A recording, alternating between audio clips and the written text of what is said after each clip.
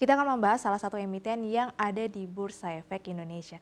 Nah, untuk sore hari ini kita akan membahas salah satu emiten plat merah atau milik BUMN yang dimana sedang tersandung kasus PKPU dan juga ketidakmampuan dalam membayar gaji karyawan. PT Indofarma Tbk atau dengan kode emiten INAF yang telah melantai di Bursa Efek Indonesia sejak tahun 2001. Yuk kita bahas di samping saya bagaimana sih kinerjanya sehingga tersandung kasus-kasus tersebut. Sebelum membahasnya kita cek dulu pada perdagangan hari ini untuk pergerakan saham INAF. Ya kalau kita lihat untuk pergerakan hari ini masih berjalan ya atau turun sekitar di level 8,18% turunnya atau berada di posisi Rp146 per lembar saham. Jadi kalau kita lihat untuk INAF sendiri atau Indofarma masuk di sektor kesehatan untuk sektoralnya atau secara subsektornya di farmasi dan juga riset kesehatan. Dan telah listing ini sudah lama ya di 17 April 2001. Dengan harga IPO di saat itu adalah Rp250 per lembar saham dengan market cap saat ini sekitar Rp545 miliar. Nah lalu seperti apa sih bisnis dan juga produk apa saja yang ditawarkan INAF sehingga terdapat arus kas yang cukup negatif?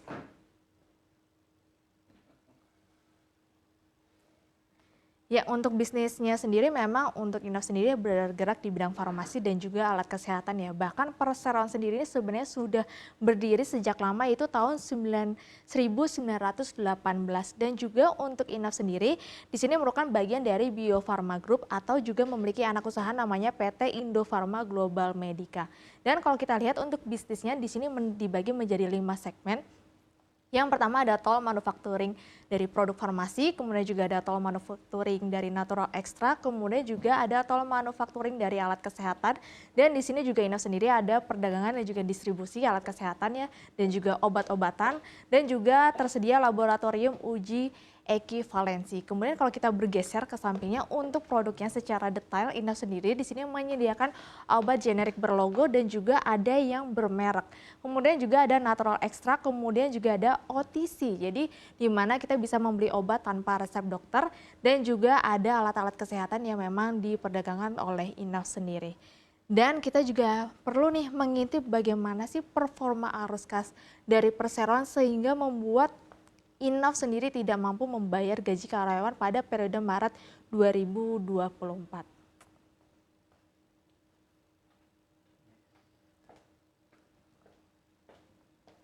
Ya, jadi kalau kita lihat pada arus kas, kita langsung mengintip nih, kira-kira ada apa ya dengan arus kas perseroan kok bisa sehingga terjadi ketidakmampuan dalam membayar gaji karyawan. Jadi sebenarnya kalau kita lihat di sini ada 3 arus kas aktivitas, itu dari operasi, investasi, dan juga pendanaan. Jadi kalau kita lihat yang pertama dari sisi aktivitas operasi yang dimana biasanya ada penerimaan dan juga pengeluaran dari beban-beban perseroan.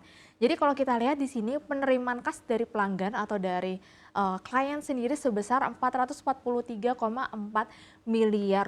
Sedangkan kalau kita lihat bebannya atau pembayaran kepada vendor, pemasok dan juga karyawan di sini totalnya Rp611,5 miliar dan juga di sini ada pembayaran bunga sebesar Rp20,58 miliar. Di sini per 30 September 2023 ya, karena untuk kuartal 4 2023 itu belum rilis, jadi kita pakai di kuartal 3 2023. Nah, kalau kita lihat di sini memang penerimaan dari kas pelanggan ini justru jauh lebih kecil dibandingkan beban yang harus dikeluarkan dari perseroan, sehingga kas yang diperoleh dari aktivitas operasi di sini minus atau berada di angka negatif Rp188,65 miliar. Nah, ini dari negatif dari aktivitas operasi. Kalau kita bergeser ke bawahnya, di aktivitas investasi di sini juga ada pembelian aset yang lebih besar dibandingkan dengan penerimaan dari penghasilan bunga simpanan. Di sini untuk penerimaan penghasilan bunga simpanan tercatat Rp3,23 miliar.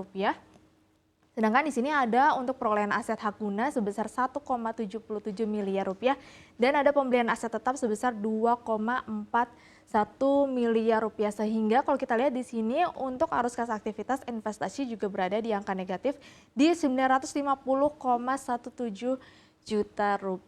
Namun kalau kita lihat untuk pendanaannya di sini ada peningkatan dari liabilitas ya, atau hutang jangka pendek sebesar 23,1 miliar rupiah. Kalau kita lihat di sini ada penerimaan dari hutang jangka pendek, tapi kalau kita lihat secara pembayarannya justru jauh lebih kecil. Di sini ada pembayaran hutang jangka pendek dan jangka panjang. Untuk pembayaran hutang jangka pendeknya tercatat 24,04 miliar rupiah, sedangkan untuk pembayaran hutang jangka panjang di 4,84 miliar rupiah, sehingga di sini juga ada penerimaan utang terhadap dari pemegang saham sebesar 135,38 miliar rupiah, sehingga aktivitas pendanaan dari arus kasnya di sini masih tercatat positif di 129,59 miliar rupiah. Tapi kalau kita bergeser ke sampingnya, di mana dari total arus kas aktivitas operasi, kemudian investasi dan juga pendanaan, di sini memang jauh lebih besar pengeluarannya, sehingga terjadi penurunan kas bersih yaitu senilai 60,01 miliar rupiah, atau di sini di mana arus kasnya per 30 September di sini ada penurunan kas atau berada di angka negatif 60,01 miliar rupiah. Nah, hal ini bisa menjadi sebab bahwa perseroan memang belum bisa menyatakan kemampuan dalam membayar gaji karyawan karena arus kasnya masih berada di level negatif. Kemudian kita juga bisa melihat nih dari sisi kinerja laba rugi. Nah, kenapa kok di sini penerimaannya ini jauh lebih kecil dibandingkan dengan beban-bebannya? Apakah ada penurunan dari penjualan? Nah, kita bisa lihat pada laporan laba rugi perseroan. Ya, di sini kita lihat laporan laba rugi per 30 September 2023 ya. Jadi kalau kita lihat memang secara penjualan di sini turun sekitar 50,75%. Di sini penjualan perseroan tercatat sebelumnya 30 September tahun 2022 sebesar 904,89 miliar rupiah, turun sekitar 50% menjadi 445,7 miliar rupiah. Kemudian selain dari penurunan dari penjualan, kalau kita lihat beban pokok penjualan ini terjadi peningkatan yang tidak sejalan dengan penjualan perseroan. Jadi kalau kita lihat di sini memang secara angka turun, tapi kita harus perhatikan marginnya, margin dari perseroan di sini meskipun di sini memang bebannya terlihat turun secara angka, tapi kalau kita hitung marginnya di sini justru marginnya ini turun, berarti menandakan ada peningkatan beban yang tidak seiring dengan penjualan perseroan. Di sini untuk margin perseroan per 30 September 2023 tercatat hanya 2,30% saja, sedangkan di September 2022 itu masih tercatat 8,44%. Berarti di sini hampir turun sekitar 6% dari periode yang sama di tahun sebelumnya. Kemudian kalau kita lihat dari penurunan penjualan, kemudian ada juga peningkatan beban-beban lainnya di sini sehingga perseroan masih mencatatkan kerugian di sini, dan kerugian itu meningkat kalau kita lihat dari 183,1 miliar menjadi rugi 191,7 miliar rupiah. Nah, hal ini memang mendorong di mana arus kas perseroan itu masih minus dikarenakan penjualannya turun, otomatis tadi juga penerimaan kasnya juga turun, dan juga di sejalan di mana beban-beban dari perseroan juga tidak ada efisiensi sehingga bebannya meningkat. Nah, untuk selanjutnya kita juga bisa melihat nih masalah-masalah yang terjadi di dalam perseroan.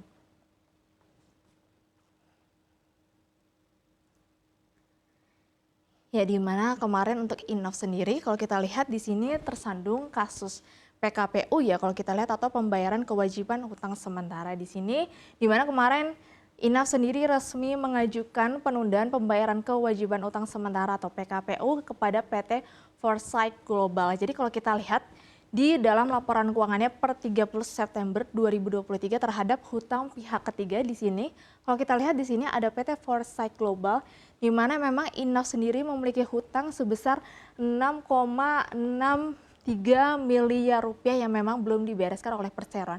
Nah, sehingga di sini untuk Indofarma sendiri mengajukan PKPU yang memang sudah dikabulkan oleh dari hakim sendiri pada tanggal 28 Maret 2024 kemarin.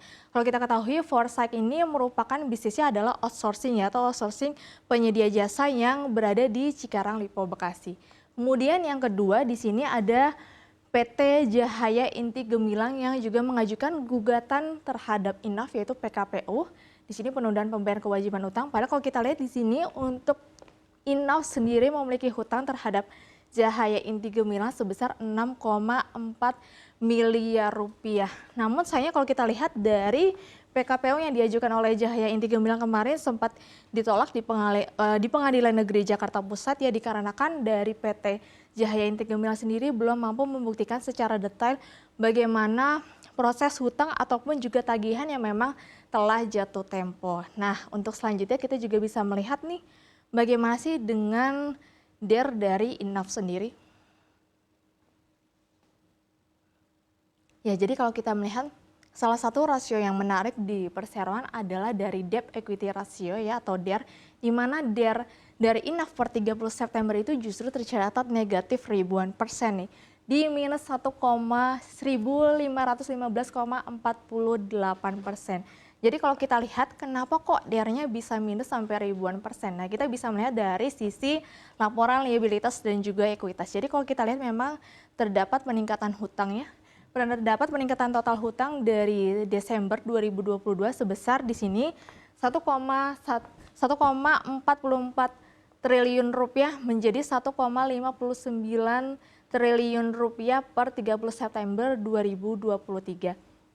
Sedangkan kalau kita bergeser ke sampingnya di ekuitas, di pencatatan ekuitas sendiri perseroan justru mencatatkan ekuitas yang berada di angka negatif. Jadi kalau bisa lihat di sini secara detail, di sini ada jumlah ekuitas, di mana jumlah ekuitasnya perseroan itu sebelumnya berada di angka positif di 86 miliar menjadi minus atau negatif di 105,35 miliar rupiah. Jadi salah satu penyebab ekuitas perseroan ini berada di angka negatif kalau kita lihat di sini ada saldo laba yang telah ditentukan penggunaannya dan belum ditentukan penggunaannya sejak 30 September 2011 di mana defisit sebesar 57,6 miliar rupiah. Nah, hal ini kalau kita lihat di sini berada angka negatif di 807,9 miliar rupiah. Ini salah satu penyebab dari negatifnya ekuitas perseroan, sehingga ekuitasnya negatif.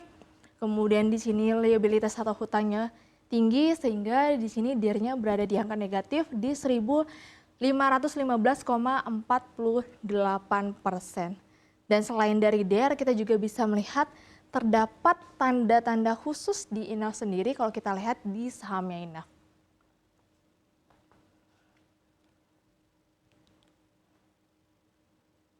Ya, jadi kalau kita lihat di mana perseroan ini memiliki 4 notasi khusus yang patut diwaspadai. Yang pertama di sini ada notasi M. Jadi M ini adalah adanya permohonan penundaan kewajiban pembayaran hutang PKPU tadi oleh Foresight Global.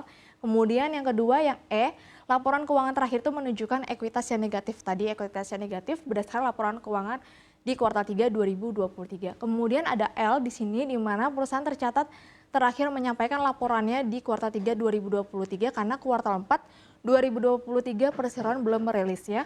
Kemudian dan juga ada tanda X di mana perusahaan juga tercatat di papan pemantauan khusus. Bahkan kemarin Inaf sendiri sempat tercatat ya, cuman hari ini masih bergerak kembali.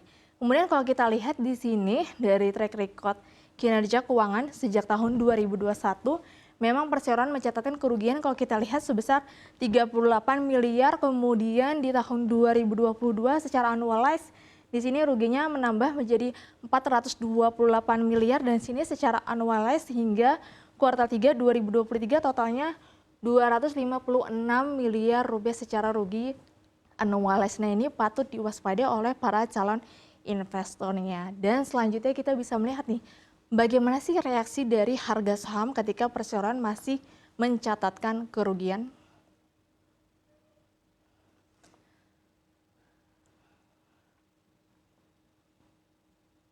Ya, dimana kan tadi tahun 2021 perseroan ini masih mencatatkan kerugian ya hingga kuartal 3 2023. Jadi kalau kita lihat memang untuk pergerakan harga sahamnya di sini yes, setelah tahun 2021 di sini harga sahamnya terus turun hingga kita lihat pada pergerakan hari ini berada di level 146.